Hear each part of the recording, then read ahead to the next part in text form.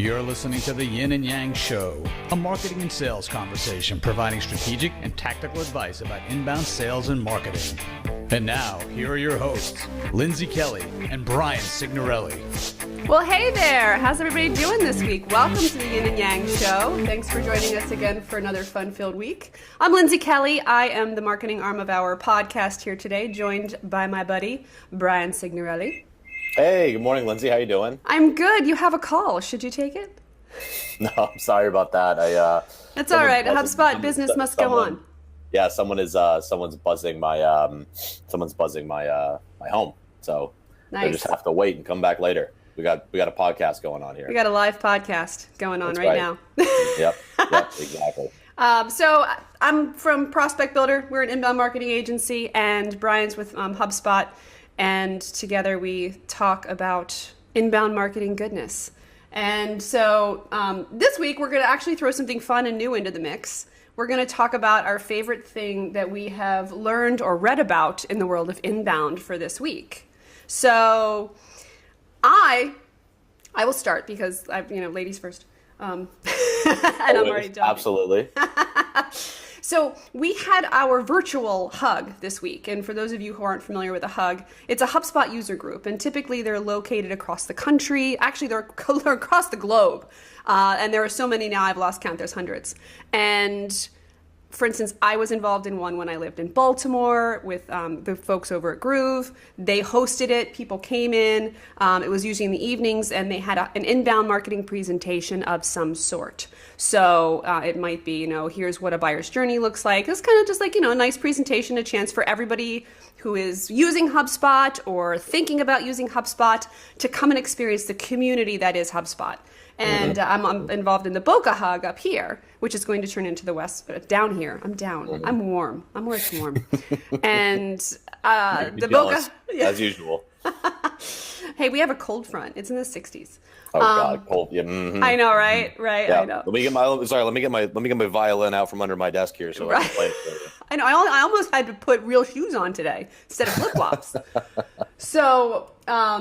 these hugs are wonderful because they're educational, informative, and you get to learn a little bit about HubSpot and learn a little bit about how people are using it and chat with people, and it's really fun. And we don't have any right now that are virtual or vertical. So the ones in the different communities, it's like, in West Palm Beach, here's the West Palm Beach hug. And it's, this guy does manufacturing, this guy does legal, this guy. So it's a mixed bag of what you get. Now, we said, well, why don't we do one for our industry? Because there's like 3,000 independent copier dealers across the country.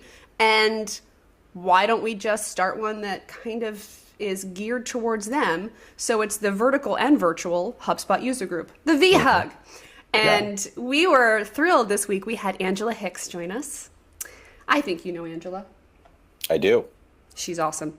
She's an inbound professor, and so she talked about contextual marketing. And one thing that I know all about smart content and smart CTAs. What I didn't know was that you can have a smart form. You can set on your landing pages, which are your conversion, just amazing little pieces of, give me your information to get leads.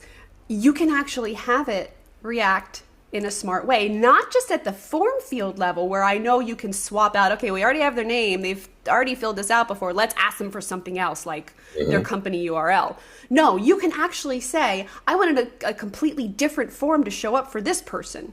So if by chance somebody lands on a page that you're only asking for a couple things, but this person has already filled out a ton of stuff, you can say, okay, I want to get into the nitty gritty now. Like if you're looking at managed network services or managed IT services, and that's what you're exploring, and you've already done all of this and all of these different things are telling me that you're looking at this. Now I'm going to ask you, well, how many seats do you think you need? I can ask different questions that help support the sales cycle. Yep. So, and the sales rep. So I thought that was really cool because I don't know why I didn't know that you could do that. I feel like such a HubSpot failure. No, not at all. I mean, there's so much jam-packed into the code, the hundreds of thousands, if not millions of lines of code, so to speak. So it's sometimes easy to overlook stuff. And that's actually one of the reasons we're really revving the engines on HubSpot communities this year.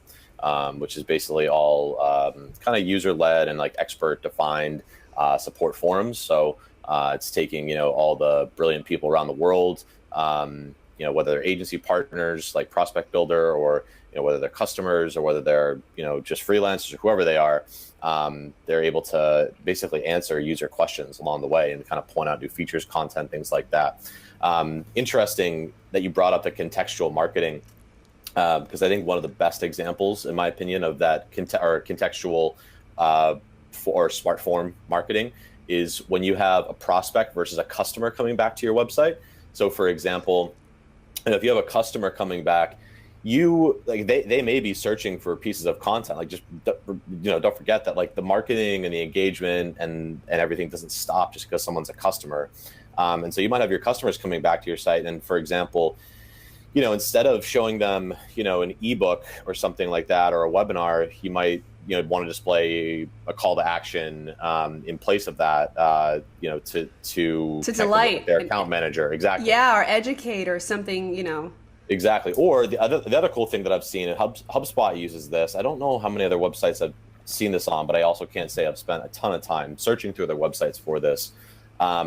Is that, let's say that you have a landing page or a piece of content, and a customer is coming back and wants to download that piece of content. Well, on HubSpot's site, using that smart content and smart forms, we recognize that someone coming back is already a customer. And instead, it'll say like, welcome back customer, or welcome back HubSpot partner. And the form will disappear, and there'll just be a link to download the piece of content. I've seen that because it's happened. Yep. Because I'll be like, oh, this ebook looks great. And then Right. I'm like, let me go download it. And then I'm like, this looks really familiar. I Yep. think I've downloaded it before. And it's like, and then I'll go to the page and it'll be like, hey, Lindsay. Right. Yeah. Yep. Exactly. It should That's say, the did you part. lose the link? Question mark. Yeah, exactly. It should get a little irreverent or something. That's in the funny. marketing. That'd be pretty funny. So, would you like me to share what I was going to say, learned what's yours? recently? Yes. Okay, so I learned how to drive a lot more website traffic to your website. Oh, yeah? Yeah, it's not easy, but it's a thing. So part of the ever evolving Google search algorithm starts to take into account, as you may know, a few years ago they came out with this Hummingbird update. And I rolled my eyes for those of you just listening. Yeah, so if anybody doesn't or isn't familiar with Google algorithm updates, they almost always name them after animals. Animals, so pigeon, there's, panda, except for Exactly. caffeine. Exactly, and caffeine was like kind of the notorious one that was like a real. It's just very problematic, both for Google and for all businesses around the world, anybody maintaining a website. But anyway, Hummingbird, I think Hummingbird is one of the coolest ones, and it was a few years ago that it came out. But the idea with Hummingbird is it takes context into account when someone's doing a search. So it's looking for words you're using that are synonyms, or uses context clues, like in the way in which someone types a question. So even something as simple as like, is someone using a question mark or not? When they actually search something, and that's going to return different results. And I think, that was at least 3 or 4 years ago, that update, I think 3 or 4 years ago now that it came out, even though it feels like it was yesterday. But, we're seeing the same way that you talked about, Lindsay, with this idea of contextual marketing and smart forms, smart content. We're seeing Google take things to a whole different level. And one of these concepts that a colleague of mine, Matt Barbie, wrote about is this, and I don't know if Matt calls it this or not, but I call it pillars of influence. And the idea with pillars of influence is that, because Google puts so much emphasis on context in a search, it wants to see really, really authoritative pages about very specific topics. And so the idea is building a pillar of influence literally means building a page that is purely about a topic, right? So pick any topic. Let's take something like Data recovery. Data recovery. Okay, so you write something about data recovery, and then the idea is if your company has any other content about data recovery, any blog posts, any webinars, any landing pages, you want to redirect every single one of those links back, this internal links back to that single page. And then, of course, in addition to that, you want any other outside websites linking back to that page because as I know you know, Lindsay, but as our listeners may not know, about 75% of your ability to get found online is dependent upon your off-page SEO. And all that means, it's not something fancy or technical, all off-page SEO means is literally how many links are coming back into your website from other authoritative websites. And Google takes that into account to determine the visibility of every single page on your website and your root domain overall. So the idea is, again, this comes back to content marketing, back to context. The idea is, if you're writing tons and tons of stuff about yourself and your business, it doesn't help. That doesn't bode well. It doesn't help you in Google. We should be writing about our challenges that your potential prospects and customers face, building these pillar pages that are really in-depth, authoritative pages that detail the solution to any problem or maybe a goal or whatever that is, data recovery, all right, how to do it, everything you need to know about it. And then the idea is to drive as many of your own website page links back into that and then build upon that layer. It's kind of like a hub and spoke model. Like that pillar is the hub, and then the spokes are all the different pages that are linking back into that. It's actually a strategy we've been using more at HubSpot recently. So it's been working pretty well early on, and just thought I'd share it. It's something new that I just got really excited about and didn't quite fully understand. I'm not sure I quite fully understand it now, but I like it, and it makes enough sense for me to explain it, I guess. I hope I didn't lose anybody as I was going through that. No, I'm going to put it into context because, of course, we're talking about context. Did you like that? So I love it. We have an awesome customer right now, and we're doing a ton of blogging for them. One of our major problems, though, is that we don't have, good, solid page authority on their website for really anything, because it's an older website, and we don't have a lot that we can link blogs back to those pages. And that's a problem because, as you just said, that's what Google looks for. So we're writing this amazing content, and it's not ranking really well because there's nowhere for us to link it to. So, we're in the throes of starting a website with them, and we're really excited about it. But I geek out on this stuff. But that's going to be one of the things that we do is literally putting together the strategy. And I use a PowerPoint presentation because it's just easier to say, here's this page. This page is all about this. Yep. In depth, really, really contextually rich content on it. Not, we're awesome at helping you do this. No, you want to talk about data recovery? Let's talk about data recovery. Here are all the issues that you may be facing or feeling, and here's how other people have benefited from having this type of service. And, now we've got a list of blogs on the side that we're going to be able to blog about these little pieces of this page and link back to it. And have the ebook so it's all of these things that support it and build up the authority of your website. And I just talked about authority yesterday with one of my clients. They went from a 22 authority. Most of our folks in our industry are very low like that, and they're now up at 36. And I'm like, woo, it's been a year, but hey, we're on the right track. We're getting authority. I know it's one step at a time, and it's really hard, when this particular company has now invested with us over the course of almost 2 years, $127,000. And their organic growth that they've seen just from the blog and the new website, 154% growth from April 2015 to yesterday. Wow. 154% growth. And it's just going up. And it's amazing. I just listened to the folks on SpinWeb Radio. They do another podcast, and they're great folks in Indianapolis area. And good podcast. Go find that one. Spin Radio. Spin Radio, okay. And, they were talking about how they have a client who's now in year 3 and just how amazing the growth is this year, because now it's they've built up the authority. You got to build it up. So I wanted to kind of sneak that in. Yeah, it's a play for the long run. I mean, I should do a screen grab at some point and share it with you and share it with our listeners, because back in August last year, I kind of went on a blog writing rampage, And keep in mind that like the website that I maintain, inboundseller.com, has, you know, next to no authority. It's starting to build up a little bit just by simple virtue of the fact that I update it from time to time. But I usually don't publish a blog post. I know, shame on me, like more than maybe once a month. If I were actually trying to build a business using that website, I'd be blogging at least once or twice a week, if not more consistently. But I was blogging twice a week back in August. And so before August, I had something like 100 website visitors all time for something like for the preceding 9 months that the whole website had been live, right? Most of it was from random, who knows what, probably bots like pinging the site and, you know, Google crawlers and all that stuff, probably not real people. But then in August, I published 8 posts on a variety of different topics. And from the beginning of August to the end of August, I think I went from maybe like, you know, on average 50 or 100 website visits a month. And I crossed over 1,000 visits in 1 month. What? I crossed. So I went from literally from like 0 to 1,000, never mind 0 to 100, which I thought was pretty cool, actually.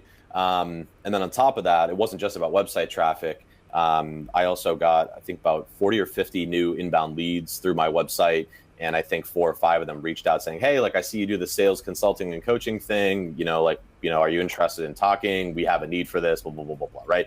That was simply just kind of like getting my thoughts out on paper and publishing 8 posts. And all I did was just share those on Twitter and LinkedIn.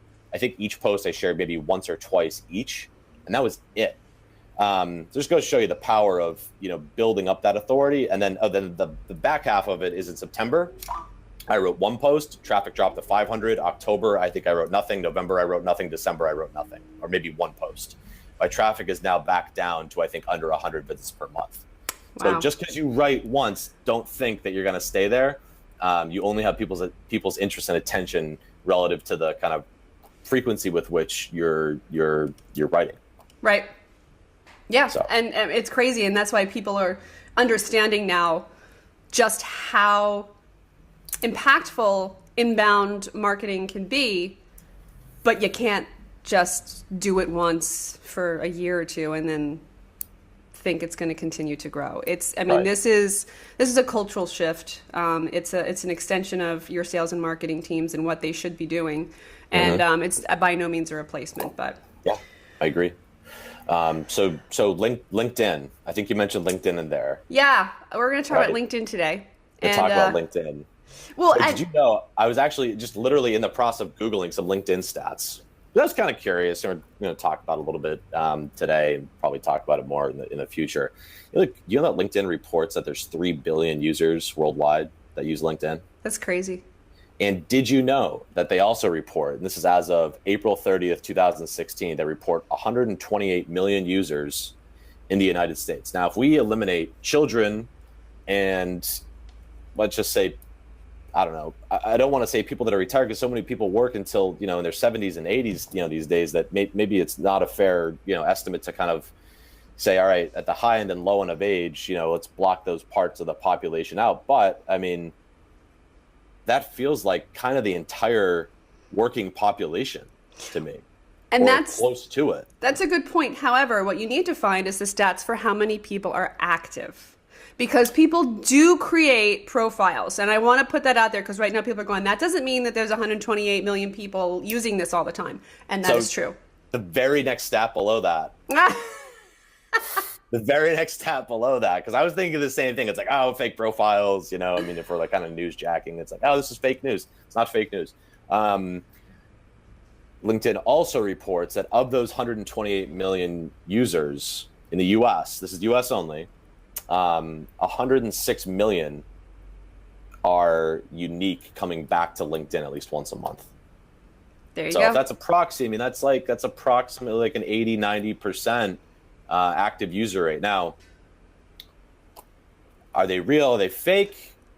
I don't know. I mean, it's hard to say. I mean, I get the sense that, you know, I don't know what the point of creating a fake LinkedIn profile is. I can see more of it on Facebook, maybe even on Twitter. But LinkedIn, I just don't get that same impression. But anyway, that's just kind of my random side rambling, so to speak.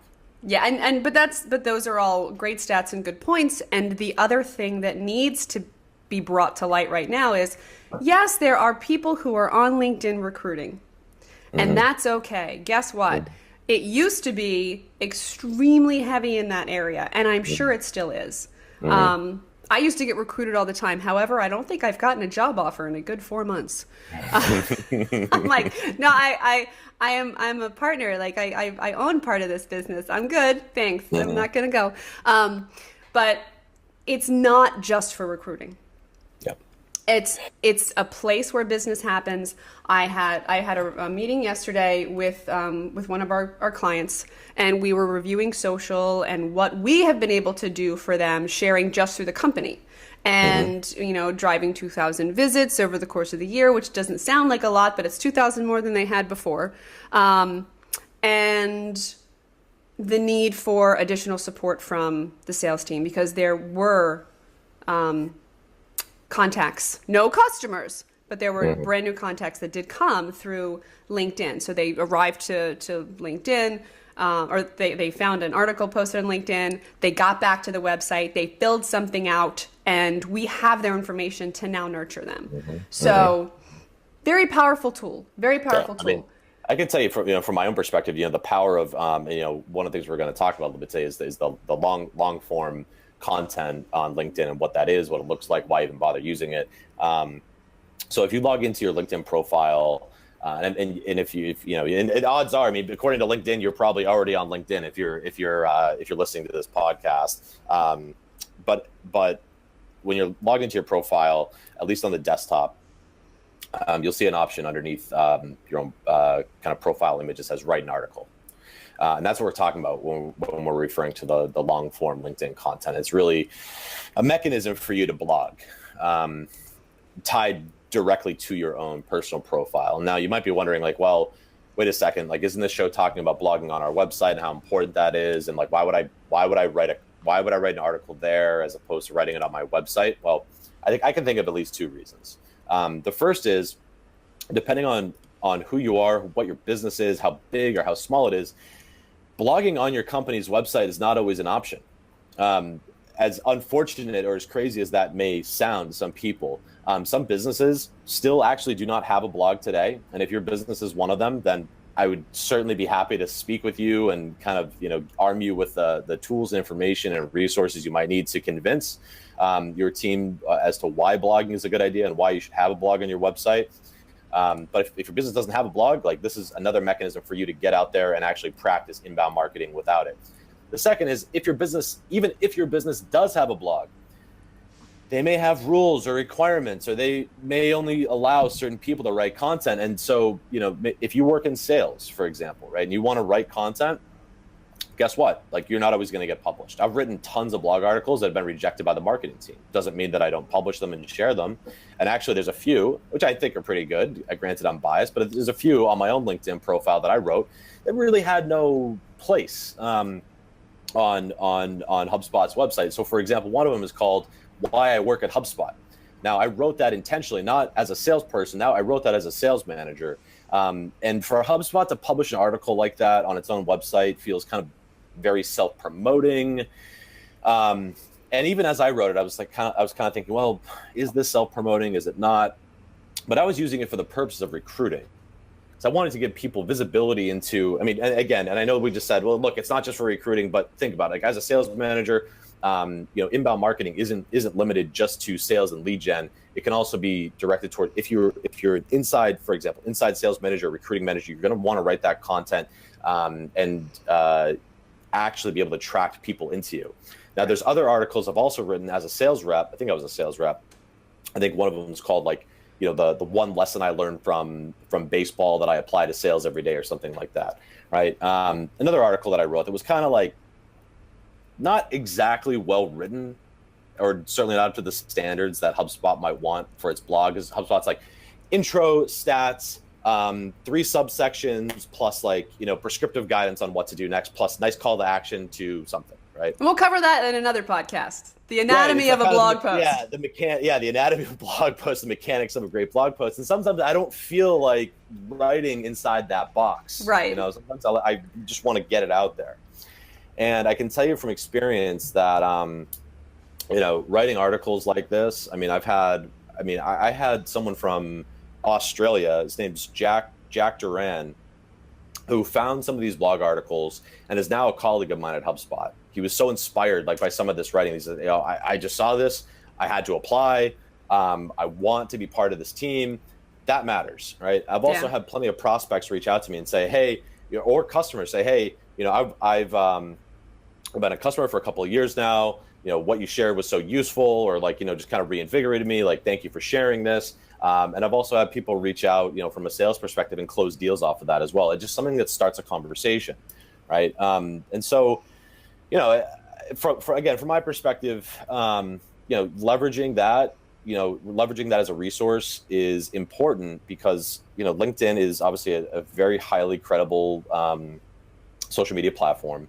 It has business people on it, or people that should be, designed to be sharing bits of business knowledge, and it gives you a voice in the absence of being able to publish all that content on your own company's blog, or in the absence of a blog, at all. Exactly. And I want to call attention to this because there are so many sales reps out there in all different industries, but specifically in our line of work, my line of work, not yours, but in the office technology industry. Mm-hmm. And they come across questions all the time that they get from prospects and from customers. So they're constantly answering these questions verbally. Why would you not take that and share it also as a long format post on LinkedIn? And you know what that does for you as a sales rep? That positions you as an industry expert. Because how many other copy or sales reps do you think are out there that are posting relevant information? So when it comes down to you and a competitor, they're doing their due diligence. They're searching online. If you connect with them on LinkedIn as well, every time they log in, they get that magical little red flag that has a number on there, and they drop down to see what the activity is and what's happened. And they see your long format post. Here, I'll even drag it over to show you guys. Here. Right there, you can't see it, Brian, I'm sorry. Right here, here's the magical little thing. You can see where people have mentioned you. You can see where people have looked at your profile. And you can also see where someone has published a post. So here, somebody published a post, systems of record and systems of engagement, and now what? And so if I click on this, I'm like, this sounds really good. I want to read John's post here. So I can go in, I can read it. He's got links to drive me back to where he wants me to go. He wants me to go to this, to see this keynote, and he wants me to attend his next conference. So, but he's giving me valuable information and showing me, there are things that I need to know and understand. So it's a great way to just be able to share the knowledge inside of your head that you have with all of the people in your network on LinkedIn. It's very important to do. It really is. And I'll let you say, I can see you want to say something. And then I'm going to share, the thing that prompted me to say, Brian, we have to talk about this today. Yeah. I think that the two other things I was just thinking as you're talking through that, Lindsay, is one of my mantras this year is, and I didn't come up with this, in fairness. This is, I think, from Brian Halligan, our CEO and one of our co-founders, is that it is imperative in today's selling environment to create value before you extract it. And this is a really easy way to do that. If you're in sales, you think about it like, just Lindsay, just like you said, how many questions are your prospects asking you? And how many times do you answer the same question over and over and over again? Why not just take that and write a blog post, meaning a long format post in LinkedIn, right? On top of that, you don't have to publish it to everybody necessarily, right? I mean, you want it against your profile, but then the beauty in this too is you say, maybe there are specific groups of people that might be more interested in this than others, and in case you aren't aware, which if you're using LinkedIn, you probably are very aware, and if you aren't, then welcome to LinkedIn. There are groups on LinkedIn. There are groups, and you can share that content within those groups. Now, this is probably a whole separate topic. Be very careful about how you share that content because every group's a little bit different, has different policies. In general, no group wants a self-promoter. I can tell you there are some LinkedIn groups, which I just haven't unsubscribed from yet, that are incredibly salesy and self-promoting, and I can't stand being part of them. So don't do that. Don't make it all about you. I mean, there's the right way and a wrong way to share that content once you've written it within those groups. But I just wanted to clarify that because it does allow you to be far more targeted, so that you're getting in front of more of the right types of prospects or potential customers than just kind of broadcasting it to the entire world and hoping that the right person bites on it. Exactly. And one thing that I draw to attention every time I do an inbound workshop and we get to the LinkedIn section, which is one of the last ones with, because I release everybody else and the sales team has to stay. And I'm like, here, I did a Google search, guys, just to show you guys something. I did a Google search, and the answer that I wanted, that was exactly what I was looking for, and it was like something about, should I buy or lease a copier? Buying versus leasing a copier. And the number one result that came up was a long format LinkedIn post that had been written by a sales rep in Baltimore, Maryland, of all places where I'm from. And I love that. I was like, I don't know this guy. He worked for a competitor to the dealership that I worked at in Baltimore. But guess what? If I'm Googling buy versus lease a copier, and this is the guy that's coming up, I'm going to say he knows his stuff. He's coming up as a LinkedIn result or as a Google result, and it takes me to his LinkedIn post. Guys, this is so vital to getting more authority to your websites and to yourselves. You guys are individuals. I was actually curious of just randomly fact checking you in the moment. So I was like, does that actually work? And answer, it does work, because I just Googled myself. Because think about it. If you're sales, your prospects are going to be researching you. At some point in time, they'll be like, who is this Brian Signorelli? And one of the first things they're probably going to do is either type in your name just as it is, or they're going to type in Brian Signorelli LinkedIn, or they're going to type Brian Signorelli HubSpot. And whatever shows on that first page better be something good. Because if it's not, it's going to erode the trust. And so back to your point, Lindsay, I fact-checked you and searched Brian Signorelli LinkedIn in an incognito window, by the way. And the third result that came up, the first result that came up was my LinkedIn profile. The second link that came up was the top 3 Brian Signorelli profiles on LinkedIn, which is kind of bizarre. I always thought I had a relatively obscure name. Like, you'd think I'd be named Tony Signorelli or something. Anyway, I'm not. And then the third result is one of the long form LinkedIn posts that I wrote, right? And I've never searched that before. This wasn't set up. It wasn't staged. And it wasn't meant to, put you on the spot either. But I was just curious, that's such a great idea. It's such a great point. I want to see if that actually works for me too. And turns out it does. So if you're in sales, get off this podcast, start writing your first long form LinkedIn post. And it's funny because I just went in and fact checked myself. And again, this has been probably over a year since I've done this, and our poor friend has fallen off of the top because there's so much competition out there, for copy or lease versus buy. Hold the phone. Result number 2 is my friend Ed. I don't know Ed. But July 9th, 2014, this guy wrote, copier, lease versus buy. How to decide if you should lease a copier for your organization. I'm gonna have to find. I think I know a guy who knows Ed because he got all excited in the crowd and came up to me afterwards. He's like, I reached out to this guy a year ago. We've been LinkedIn buddies because he writes great stuff and I follow him and he's across the country, so we don't compete. And he's like, it was so funny to see him up there. But that's awesome. Yeah. So think about that. This guy is now, in my mind, I don't know him. He could not know a darn thing about selling a copier, but guess what? He wrote a really informative blog post, basically, and used the LinkedIn long format because I know for a fact his company does not have a blog. So he took it into his own hands, my sales friends. I like that. And he's result number 2. Isn't that funny? I totally went by it.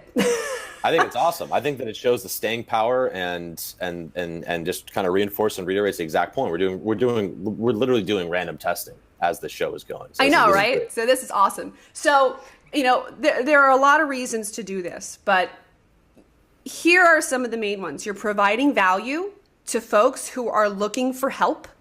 You're answering their questions, not trying to sell them something. And you're positioning yourself as an authority on that topic. Okay? How many people out there, aside from like the big names that you guys know in the industry, really are positioning themselves as industry experts? I can name like 5 that I'm like, I see these guys all the time, and they have a big voice in the community. However, they're not trying to sell direct to consumer. They're not trying to sell these guys copiers. They're trying to reach people like me. They want me to read, about the industry. But it's a very powerful platform. Last plug I'll make. I'm sorry to cut you off. No, go for it. I had a plug for LinkedIn because I was thinking in my mind as you're talking about this. I was like, it's like, this is good. Like it is, I do want to create value. I do want to become an expert. But what about the sales? Like, where's the beef? If I'm a sales rep, like, where's the beef? And so what I was thinking is just a very small example. If you compare, like, and I've done this a bunch of times, I look at HubSpot's historical data of like, comparing the effectiveness of different marketing channels and how much traffic, how many leads, and how much revenue we have across different channels, and how well those channels convert. So these are things like, how well does paid search compare to organic search, compared to social media? And then within social media, how does like Twitter versus LinkedIn versus Facebook compare? Now, the thing is this. I'll go with social media specifically, and I'll talk about Facebook, Twitter, and LinkedIn. Facebook and Twitter drive insane levels of website traffic for HubSpot. Lead generation, okay. Customers, not very much, like very, very, very little. LinkedIn, however, not so much website traffic, lots of leads, and highest conversion rate for lead to customer when compared to Facebook and to Twitter. And when you take LinkedIn out as its own separate category and compare it to all other channels, it converts at a rate that is as good as organic search, which is the highest converting rate for us, which is about 8% conversion from, I think, lead to customer or wow, that's great. Like that. So it's super powerful. And basically the bottom line is like, if you're going to do nothing else on social media, the one thing I would implore you to do is leverage LinkedIn, because I can tell you that, like, and I'm sure there are bajillion case studies about this and examples, it is the one channel that is going to drive more traffic. You may not directly benefit from it. You should, but you may not, but it's there. It is traffic, leads, and customers. It is a proven effective channel, and you'd be foolish not to take advantage of it. No, that's so true, because even in the review I did yesterday, it was LinkedIn was not the number one traffic driver, but it was the one that converted the most customers. Yeah. So, yeah. But I'm going to do the chair moment now. And I steal that from one of the consultants in our industry, Mike Reardon. Oh God, he's awesome. He does these great conferences in Kansas City. And whenever he has a big point to make, he's like, it's a chair moment. And he literally gets up on a chair. And I went 6 times to his conference and I kept waiting for him to fall off the chair. Here's the share moment. We have been helping the owner or the principal of this copier dealership to get the blogs that he's been posting on his regular website onto the long format LinkedIn stuff. So we do that for him, so we take it directly from the blog and publish after, and we cite and note that this has originally appeared here. And we share it for him, and then he goes out and shares it. He gets likes, he gets comments, he gets into conversation with some of these people. Now, granted, we help him sometimes. We'll be like, hey, somebody, put something up here and they, said something to you. Do you want me to reply this, or do you have a reply? Oh yeah, reply with this for me. And, I get it. He's an owner. It's hard to get in there all the time. But in the summer, the end of July, he was positioned from a profile perspective as number 12. He was, in the top 12 percentile for the most views and the most interaction in our industry. Okay. Wow. So that was amazing because he was sharing stuff. We were sharing for him. So fast forward to yesterday, January 26th, 2017, about 7 months later. He's number 47. Do you know what changed about all of our interactions? Absolutely nothing. Absolutely nothing. He's been slightly less active Do you know what's happening in our industry? Everybody else is figuring it out. Ooh, chair moment. Chair Chair moment. moment. So Oof. all of these other people are now doing the same thing. They are sharing, they are posting, they are getting more views and interactions. And now, the guy that was the rock star, he's still a rock star. He'll always be a rock star. But he's not, I mean, I was like, are you okay? I was like, that's a big blow. Because he's like, what happened? And I was like, nothing. Absolutely nothing. We have changed absolutely nothing. You're actually posting more. So moral of the story here, well, from what I'm hearing, is it's okay to be fashionably late, but don't be last of the party. Yeah. Our industry, I'm good doing this off of our industry, because that's how they rank you in LinkedIn. They look and say, you know, of what you've selected as your industry, where do you fall? And I mean, there were dealer owner principal folks that I had never heard of, and I'm like, who is this guy who's at number 8 now? Powerful stuff. Right. That's powerful stuff. That's my new lead list too. They get it. They get it. I want people to get it. I like it. I like that. So, Yep. They're already digital. Right. That's why I wanted to bring that one up today. And I know that, you know, we both are not by any stretch of the imagination LinkedIn experts, but we do know how to use it to brand ourselves. Brian and I both have long format posts that we publish and share and position ourselves as industry experts. And I encourage all of you guys out there, dealer owners, marketing folks, sales folks especially, just answer a question. It doesn't have to be rocket science. Amen. Get a great headline that answers a question. Yep. Should I love buy or lease a copier? And if you don't know how to write a great headline, talk to Lindsay. That's right. Talk to Lindsay. Work with her firm. You know. Work with my little team, my little growing team. So Yeah, an we're awesome going to be team. 6 next month, like 6 of us. Oh, wow. So Awesome. I That's know. Exciting. Plus the sales guy, so Family's technically 7. So I like it. I know. And we're this far from platinum. This far. We're HubSpot Gold right now. I want to be platinum. Somebody sign on to me so I can be You'll platinum. get there. If you're that close, you're right on the cusp. You're right on the cusp. Yay! So, all right. Well, folks, we are definitely out of time. Thank you for hanging with us. That was a longer one. If Yeah, you thank you, really, as always. if you guys like this, please hop over into iTunes and give us a rating, because the better the ratings, the more people find out about us. And share this with your friends. And you can find Brian on Twitter at Inbound Seller. You can find me at LV Kelly. And folks, until next time, keep the conversation going. Yeah, keep talking. You've been listening to the Yin and Yang Show, a marketing and sales conversation with Lindsay Kelly and Brian Signorelli. Join us online at yinandyang.fm. That's www.yinandyang.fm.